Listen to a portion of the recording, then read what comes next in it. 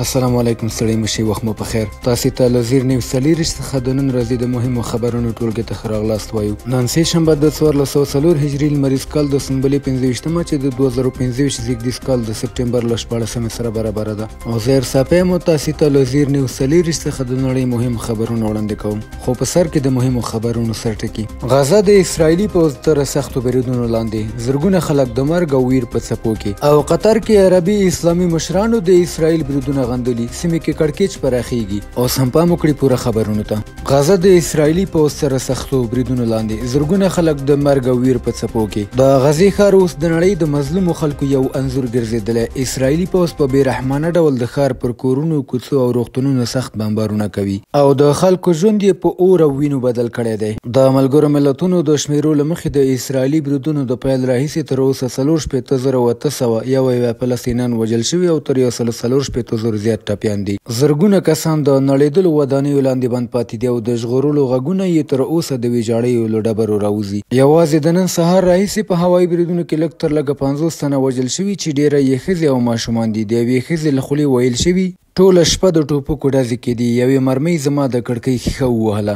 ما له ډېرې ویرې خپل ټول 11 یتیمان راټول کړل. د هغوی پلرونه ټول وژل شوي. موږ موټر نه لرو، پلي روان یو، له وږه او تنده مو وژني. د غزې اوسېدونکي وایي ښار داسې په بمونو او مرمیو کې ښخ شوی چې د هغوی ژوند د مرګ په لوبه بدل شوی دی. خلک د کوڅو په منځ کې پراته دي، د لوږې، تندې او بې کوره کېدو سره لاس او ګریوان دي. یو ځوان وایي موږ نه پوهېږو موږ چیرته لاړ شو، ودانۍ نړېدلې دي، خلک په سړکونو او د ساحل پر غاړه پراته دي، هیڅ ځای خوندي نه دی. اسرائیلي دفاع وزیر په دې نسل وژنه ویاړ کوي او په ملنډو لیکي غزه سوځي. څارونکي وایي د اسرائیل دفاع وزیر اشاره د عربي او اسلامي هیوادونو غونډې ته ده چې قطر کې راټول شوي وو. یوازې په غندنه یې خپله غونډه پای ته ورسوله. نړیوال شنونکي وایي هو، غزه د اسرائیل په لاس له منځه وړل کېږي د نړۍ د سترګو په وړاندې. نړیوالې خیریه ادارې لکه بې پولې ډاکټران دغه بریدونه د یو ولس منظم نابودول بللي او له نړۍ یې د بیړني اقدام غوښتنه کړې. د غزې ښار اوس د انسانیت د وجدان لپاره د یوې سترې ازموینې په څیر ولاړ دی.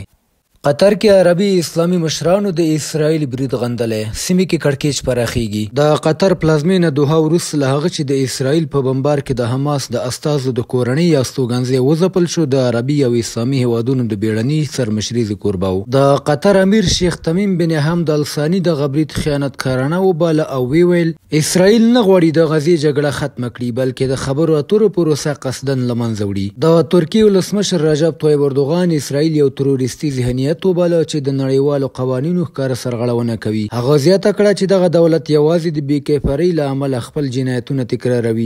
مصر ولسمشر عبدالفتاح السیسي د قطر پر خاوره برید د نړیوال قانون ښکاره ماتول وبلل او ټینګار یې وکړ چې دا کار به د سیمې ثبات له جدي ګواښ سره مخ کړي. په همدې مهال اسرائیل نه یوازې پر قطر بلکې پر یمن هم بریدونه زیات کړي دي. د سنه پر ښار سختې حملې شوي چې د حوثي مشرانو تر څنګ ګڼ ملکیان وژلي دي. ملګري ملتونه وایي د دغه کړکېچ دوام د بشري مرستو رسولو بهیر له جدي خنډ سره مخ کړی دی. له بل پلوه د امریکا د بهرنیو چارو وزیر مارکو روبیو اسرائیل ته د خپل سفر پر مهال وویل د غزې د اوربند لپاره یوازې څو ورځې پاتې دي او یوازینی هیواد چې د منځګړیتوب توان لري هغه قطر دی. په نړیوال ډګر کې هم نوې هڅې روانې دي. لوکزامبورګ اعلان کړی دی چې د سپټمبر په میاشت کې به په ملګرو ملتونو کې د فلسطین د دولت رسمي پیژندنه وکړي. ورته دریځ استرالیا، کاناډا، بریتانیا او ګڼ نور هیوادونو هم نیولی دی. د دوحې غونډه د دې نښه ده چې د اسرائیل پر ضد د سیمې او نړۍ غوسه ورځ تر بلې زیاتېږي، خو په عین وخت کې اسرائیلي بریدونه هم د پراخېدو په حال کې دي.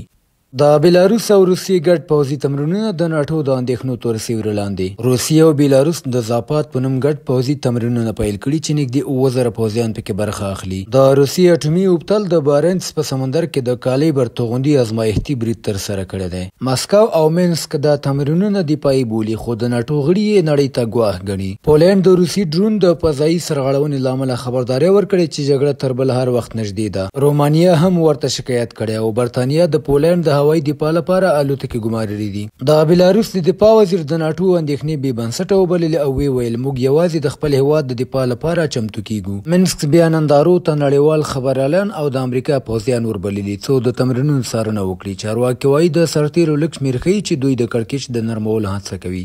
او د پای خبر بیا دا چې پاکستانی رسنۍ ویلي د دغه هیواد لومړی وزیر شهباز شریف به د ملګرو ملتونو د عمومي اسمبلې د غونډې پر مهال د امریکا له ولسمشر ډونالډ ټرمپ سره وګوري. د جیو نیوز د راپور له مخې دا لیدنه د سپټمبر په 15مه ترسره کیږي او د پاکستان د پوځ مشر جنرال عاصم منیر به هم پکې موجود وي. سرچینې زیاتوي چې دغه ملاقات د سعودي عربستان او قطر په سلا مشروع او ملاتړ تنظیم شوی او تمه ده چې پکې د پاکستان او هند ترمنځ پر اړیکو سربیره پر نورو مهمو سیمایي مسایلو هم بحث وشي. بهرني خبرونه هم دومره د کورنۍ او سپورتي خبرونو لپاره زموږ پاڼې وڅارئ. په خواله رسنیو فیسبوک، انسټاګرام، ایکس، یوټیوب او ټیک ټاک زموږ خبرونې خوښې او موږ تعقیب کړي. ادرس یې زیر نیوز 40 تر سبانۍ خبرونې د الله په امان.